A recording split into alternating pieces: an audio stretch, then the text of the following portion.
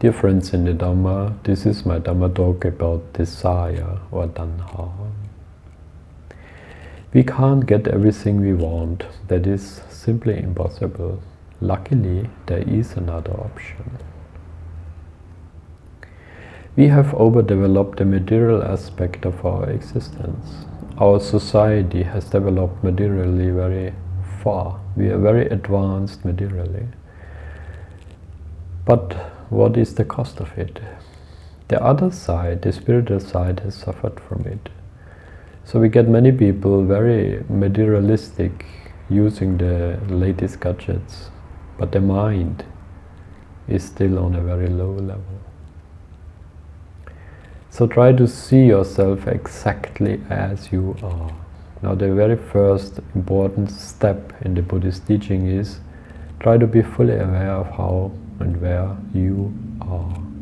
Try to understand where you are and how you are, and starting from that point, you try to develop your mind to a higher level.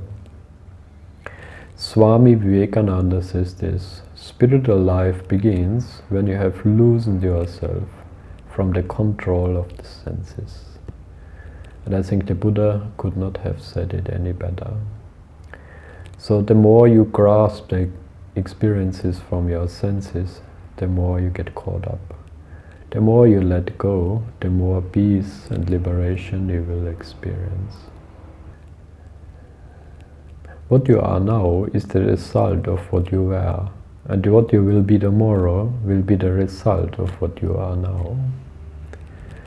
So karma, hetu phala, whatever you do now will create your future. Whatever you got now is the result of your past karma. The consequences of an evil mind will follow you like the cart follows the ox that pulls it. The consequences of a purified mind will follow you like your own shadow.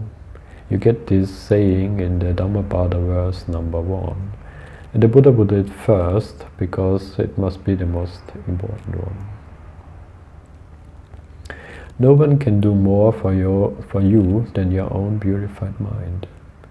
That's why I try to teach your children how to control their mind, how to do some meditation, how to train their minds not to grasp anything. And they will be very happy, peaceful children. So meditation is here to purify your mind. You just watch your mind with pure awareness. Whatever arises in your mind, you just let it arise and pass away. So you free your mind from all the past karmas and you move on to higher levels of awareness. But society believes in education. We believe in knowledge and studied wisdom. But the real important thing you can attain in this life is experiential wisdom. If you have ever done some meditation, you will understand that the wisdom you gain in meditation cannot be compared to education.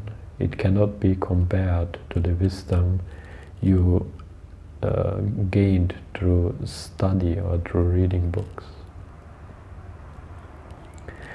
The mediocre teacher tells, the good teacher explains, the superior teacher demonstrates, and the great teacher inspires. And that is what I believe the Buddha did. He inspired millions of people. So much so that his teaching is still available 2,500 years later. Meditation is very much like cultivating a new land. First of all, you have to clean the land from all impurities. Then you have to plant the seeds, then you have to fertilize it. And after a certain period, you can harvest the crops. Cultivating your mind is done in the very same way. First of all, you have to purify your mind from all the negative emotions, from all the karmas from the past. Then you can plant the seeds of good karma, which will help your meditation. You fertilize it daily by your practice. And then one day, you will make real progress. You you reap the good results of your karma. And also meditation is growing within your subconscious mind. So one day you will get real wisdom, real understanding, and you will be able to liberate your mind.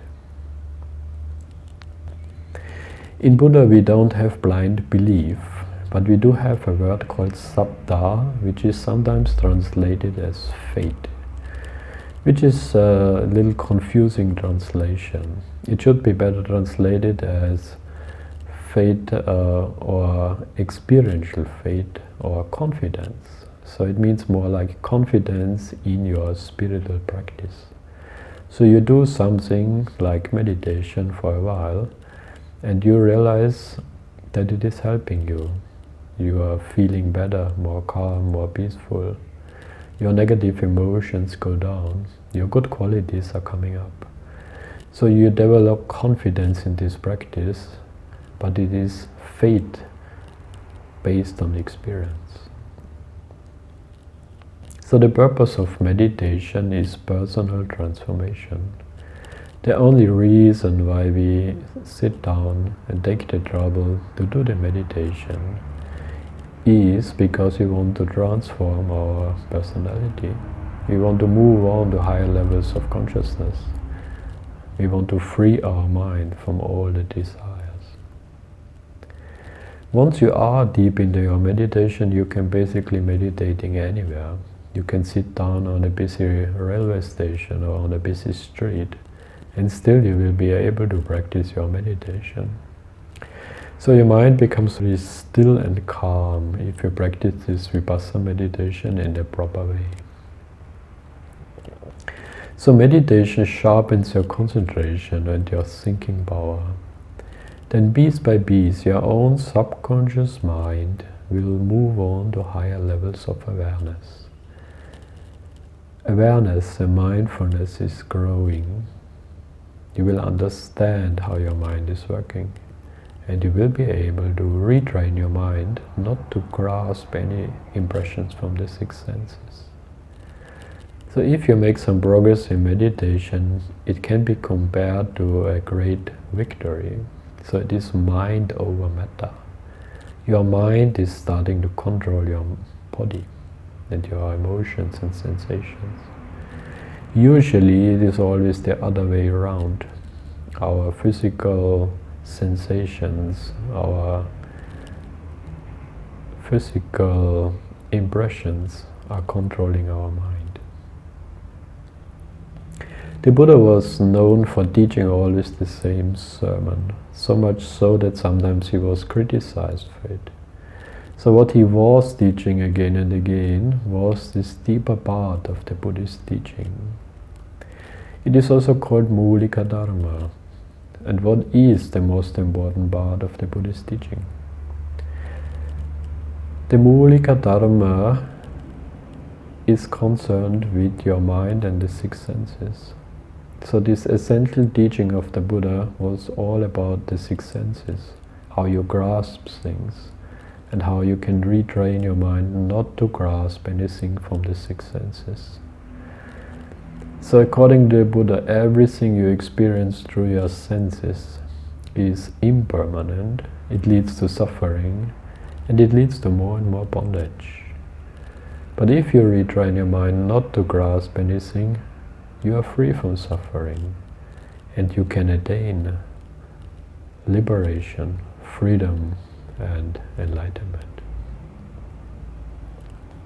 So the six senses in Vipassana meditation are the most important objects we have. Whenever you experience anything through the six senses, just be aware of it, watch it arise and pass away.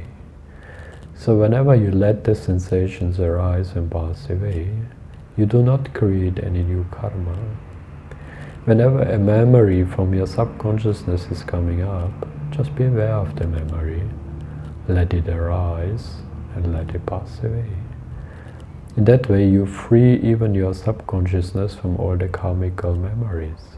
You do not create any new karma, So one day you will sit down in your meditation and it will be just peace, just calm and emptiness.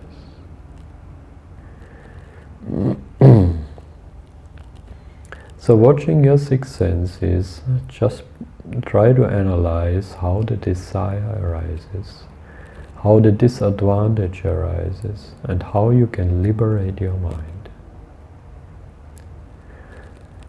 So what do we need to become enlightened? To become an Arahat or a Buddha? One has to understand how the desire arises, the disadvantage of the senses, and how the letting go, the dispassion, leads to liberation. We are here because we are still holding on to desires.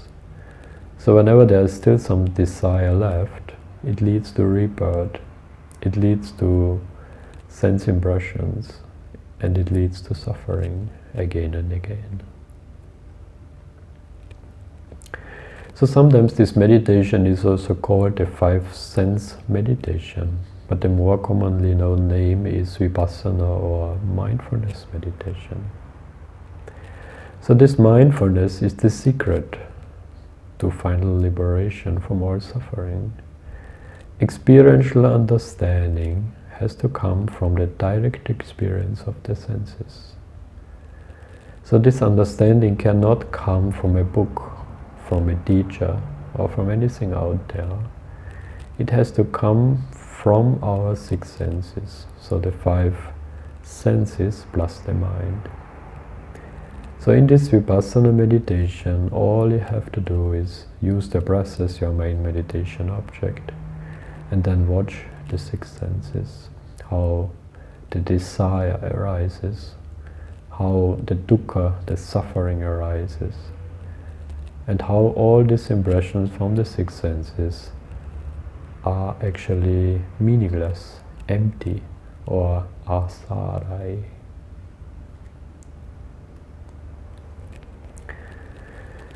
If somebody attains the first stage of awakening, which is called sovan or sotapanaship, that means that somebody has understood where to go in one's practice. So Sotapanna has seen the path, but he has not overcome his defilements yet. Only at the second stage, Sakadagami, greed and hate is reduced. At the third level, called Anagami, lust and hate is completely overcome. And only at the fourth level, the Arahat level, all the defilements are completely eradicated. So Sotapanna just knows where to go and how to continue. He has no doubt anymore in the path. But he is not yet free from the defilements. He just knows that he is on the right path. So how did the Buddha realize enlightenment? By seeing the desire, the disadvantage, and the liberation from it. Watching his six senses, he realized how desire arises, how the suffering arises, and how to free the mind from all defilements. Now, do you think that the Buddha attained enlightenment one way and we will attain it another way? It has to be the same way. So the Buddha was teaching the Dharma the same way he attained enlightenment. If we just follow his example, his teaching, it will lead to our own enlightenment. These are four things you need or which will be helpful for your meditation practice. It depends on how much time and energy you put into it. Also, you need a technique which is practical and which is working. So you need a meditation system that is proven to be practical and proven to lead to success. And help. If you can get any help from a teacher or from any other experienced meditator who can guide you, whom you can ask from time to time if you are practicing properly, that also will be very helpful. So time, energy, the technique, and the help from somebody. Use all these four to make quick progress in your meditation. May you Be able to free your mind from all desires, from all grasping, from all holding on.